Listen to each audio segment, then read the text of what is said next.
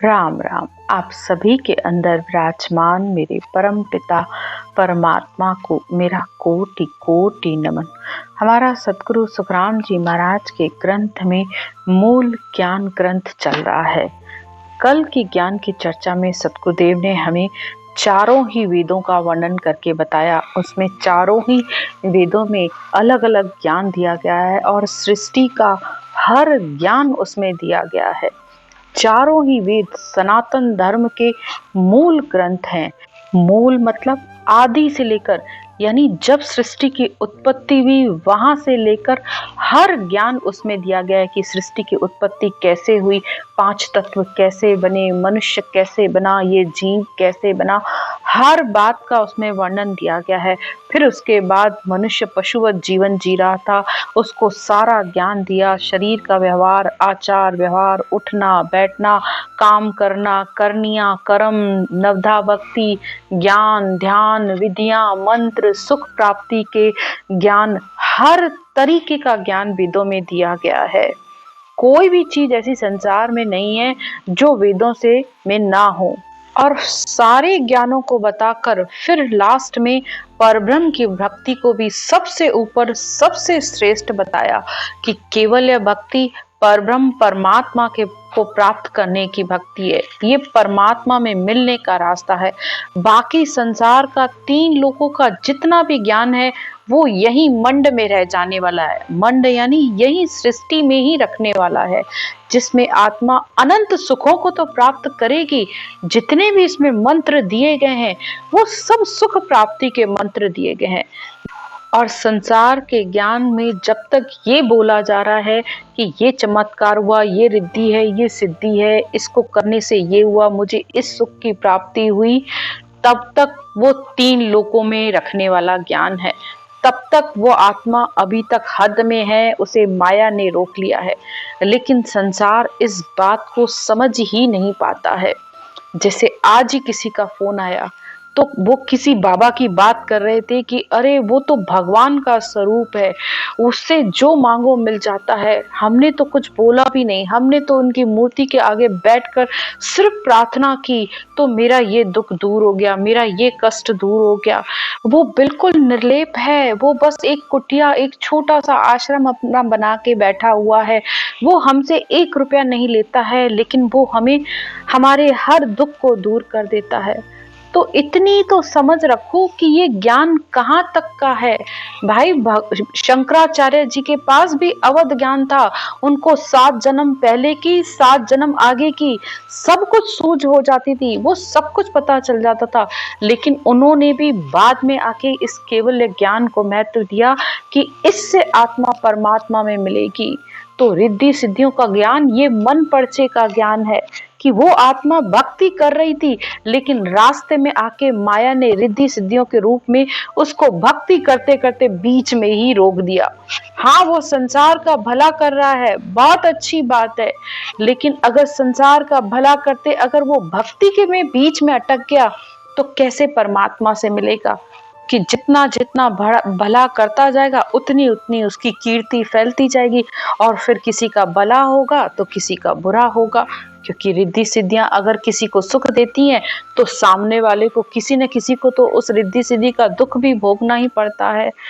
तो क्या ये कर्म बंधन नहीं हुआ, और फिर इन कर्मों को भोगने के लिए फिर वापस आना पड़ेगा संसार में। तो ये तो आना जाना कहाँ मिटा। वो आत्मा इतनी भक्ति करते हुए भी, इतनी श्रेष्ठ आत्मा होते हुए भी परमात्मा में नहीं मिली पाई, और संसार उसे भगवान की तरह पूछ रहा है।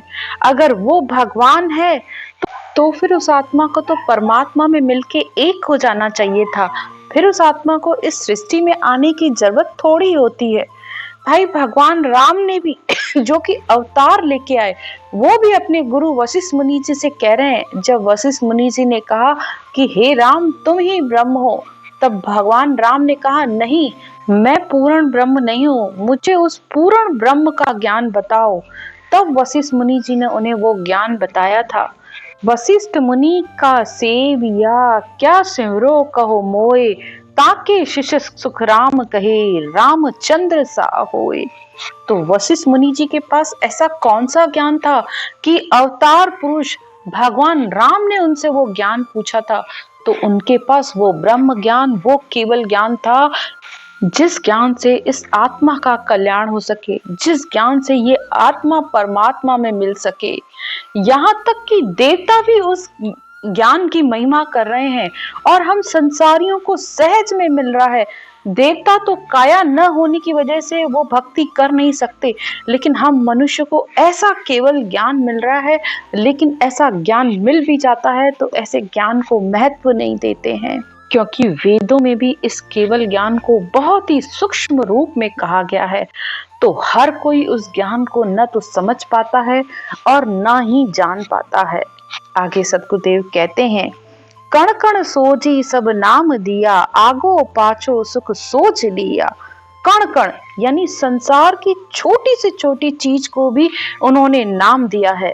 जिसे आप संसार में देखो, एक सब्जियों पर ही आ जाओ, कितनी तरीके की सब्जियां हैं, हरी हरी हरी अनेक ही तरीके की हरी सब्जियां हैं, लेकिन सबके नाम अलग अलग है।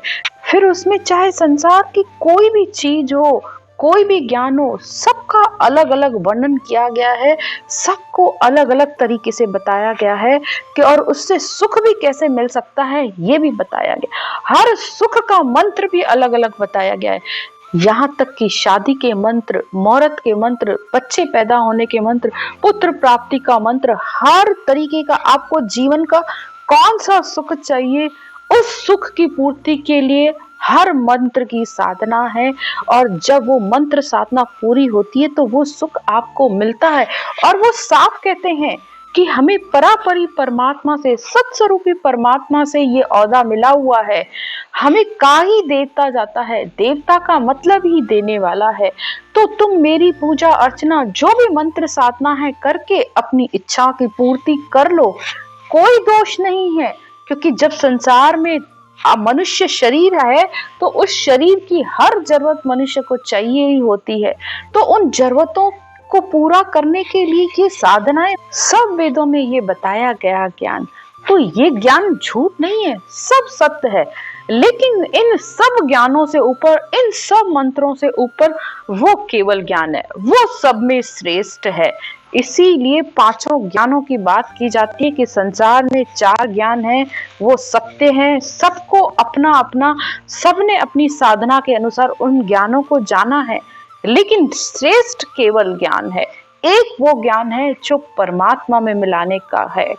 जिस तरह पृथ्वी एक, सूर्य एक, चंद्रमा एक, सब कुछ एक है, तो संसार में ज्ञान भी एक, परमात्मा भी एक, आत्मा भी एक, तो सब एक है। और जो इस एक को जान लेता है तो वो उस परम धाम का वासी हो जाता है, वो उस अमर लोक का वासी हो जाता है, वो आत्मा परमात्मा की प्यारी बन जाती है।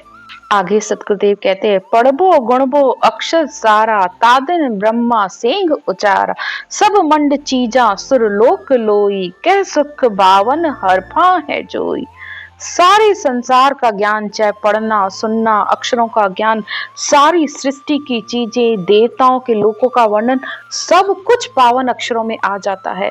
सब कुछ 52 अक्षरों से पढ़ा जाता है, सुना जाता है और बोला जाता है। इस तरह ब्रह्मा जी ने जो भी सृष्टि का ज्ञान है वो पहले ही कह दिया है, उन्होंने सब कुछ पहले ही बता दिया है, कुछ भी कहीं से भी अलग से नहीं आया है। ग्रह 4 38 ए अंक बाखा, सब मांड चीजा कण सोज राखा। सारे संसार को सुख की कैसी प्राप्ति हो, उन सब का उन्होंने अलग अलग वर्णन किया है इन चारों वेदों में। जे मुख बोली कह जीव वाणी, सो सुख बावन माए है बखानी। और ये सारा ज्ञान मुंह से बोला जाता है, वाणी से उच्चारण किया जाता है, और ये सब 52 अक्षरों में है। तीनों लोक का ज्ञान 52 अक्षरों में आता है। फिर आगे कहते हैं, मुक्ति से मोख गत ज्ञान भेवा, ओम सोम पद तत्व भेदेवा, जोगस जिगना भक्ति से विद्दो, कै सुख सोजी सब बाख सिद्धो। ब्रह्मा जी ने सारी सृष्टि को मुक्ति, मोक्ष, स्वर्ग की प्राप्ति का ज्ञान का भेद, ओम सोम अजप्पा जप्पा, ब्रह्म की प्राप्ति का भेद, योग यज्ञ भक्ति का ज्ञान, सबका वर्णन इन वेदों में किया है।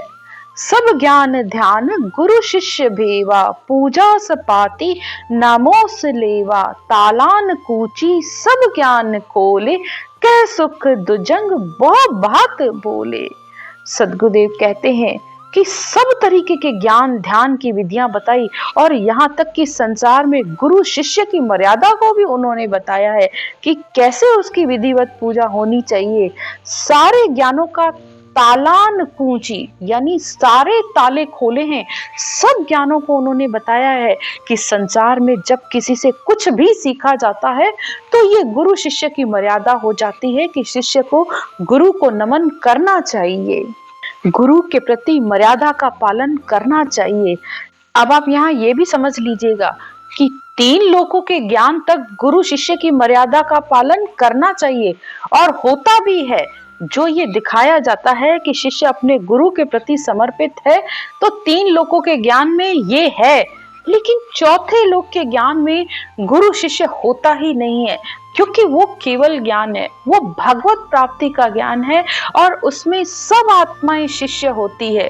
ब्रह्म ज्ञान के गुरु न चेला, पाप पुण्य कछु नाही। तो ब्रह्म ज्ञान में न कोई गुरु होता है न कोई चेला होता है। हाँ, जिसने रास्ता बताया, जो ज्ञान बता रहा है, धन्यवाद का पात्र है, उसको बिल्कुल नमस्कार है, कोटि कोटि नमस्कार है। लेकिन उसको सदगुरु मान के या गुरु मान के मत बैठ जाना कि वो हमें पहुंचा देगा। हाँ, इस ज्ञान की शरण लो, ये ज्ञान तुम्हारा गुरु है।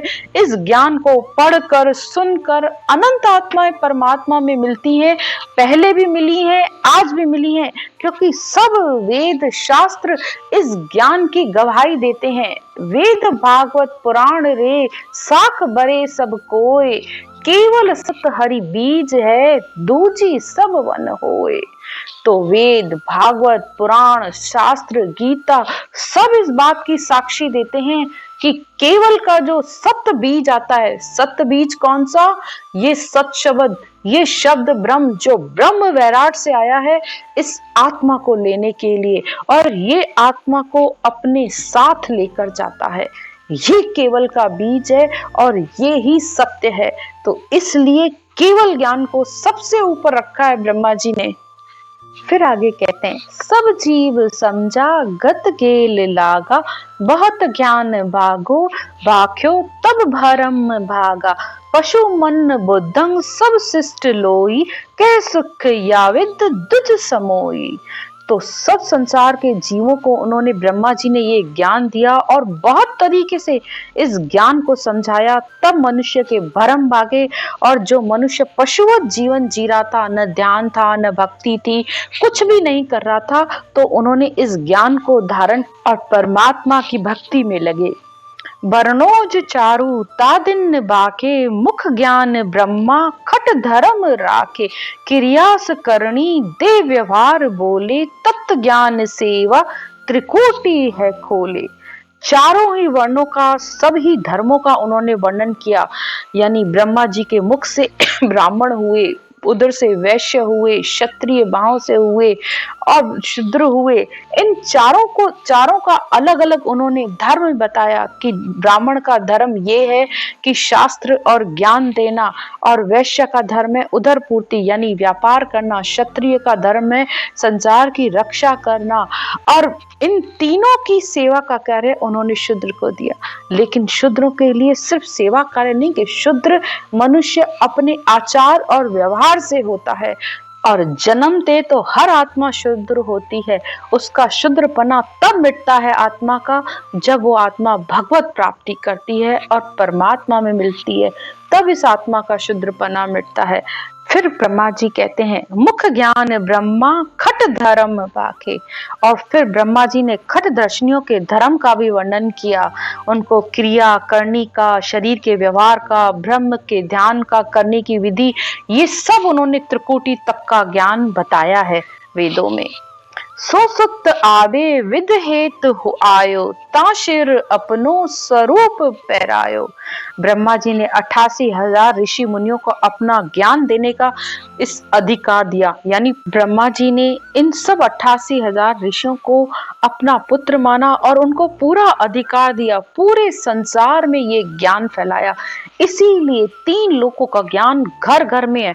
हर घर में किसी न किसी तरीके से सेवा पूजा अर्चना की जाती है, चाहे वो हिंदू के घर की पूजा अर्चना हो या मुसलमान के घर में कुरान की पूजा हो या ईसाई अपनी बाइबल को महत्व देते हैं। सब में परमात्मा की भक्ति ही बताई गई है। बस सब अपने अपने धर्म के अनुसार सब अपने अपने ज्ञान का बखान कर रहे हैं। तो इसीलिए सारी सृष्टि में तीनों ही लोकों में उस परमात्मा का ज्ञान दिया गया है। तो ये सब ब्रह्मा जी ने फैलाया है, यानी इन 88,000 ऋषि मुनियों ने। अब उसमें चाहे कोई भी देश हो, कोई भी जाति हो, कोई भी वर्ण हो, सब ने अपने अपने हिसाब से उसको अपनाया है, लेकिन सबका है एक ही लक्ष्य, एक ही है, परमात्मा की प्राप्ति। और वो सब उस एक ही शक्ति में विश्वास भी रखते हैं, लेकिन बस अपने धर्म को महत्व देने की वजह से वो दूसरे की उपेक्षा करते रहते हैं। जबकि धर्म सनातन ठेठ सो नौ कवे सो नीच, यानी आदि अनादि से इस आत्मा का एक ही धर्म है, परमात्मा में मिलना। और यही बात हम सब धर्मों में देखते हैं। हर आत्मा परमात्मा में मिलकर उस सुख की प्राप्ति, उस आनंद की प्राप्ति करना चाहती है। इस तरह ब्रह्मा जी के पुत्रों ने इस सारी सृष्टि में ये ब्रह्मा जी का ज्ञान फैलाया। आज की चर्चा यहीं तक। राम राम।